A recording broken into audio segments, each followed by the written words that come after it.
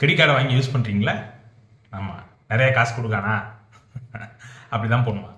ஏன் அப்படின்னா அது வந்து உங்களை வந்து செலவு பண்ண வைக்கிறான். நீ என்ன பண்ணும், கிரெடிட் கார்டு வாங்கி இவ்வளோ ரூபா கொடுத்து நீ செலவு பண்ண பணம் கட்டிக்கலாம் அப்படின்னு சொல்கிறானா? என்ன சொல்கிறான், கடன் கொடுக்குறான். கடனை கொடுத்து நீ செலவு பண்ண பிற கடனை திரும்ப கட்டு. ஒரு 7 நாள், ஒரு எப்படி சொல்கிறது, ஒரு மாதம் வந்து நீ கடனை வந்து திரும்ப கட்டணும், வட்டி இல்லாமல். ஒரு மாதத்தில் நமக்கு வாங்கின கடனை திரும்ப கட்டுறதுக்கு திரும்ப காசு வரணும்ல. அவனுக்கு தெரியும் இது மாதிரி பாதி பேர் கட்ட மாட்டாங்க அப்படின்ட்டு. பாதி பேர், முக்கால்வாசி பேர் வந்து திரும்ப வந்து கிரெடிட் கார்டு கடனை கட்டுறதுக்கு சிரமப்படுறாங்க.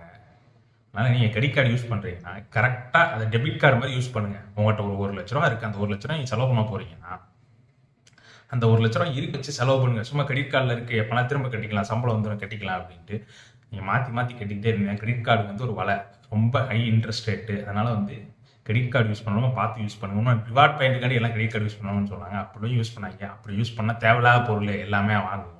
அதனால் உருப்படியாக யூஸ்ஃபுல்லாக டெபிட் கார்டை வச்சு யூஸ் பண்ணுங்கள். தேவையில்லாமல் கிரெடிட் கார்டு போய் சொல்கிறாங்க அப்படின்ட்டு வாங்கி யூஸ் பண்ணிங்கன்னா நிறைய சிக்கல்கள் தான் வரும், பார்த்துக்கோங்க.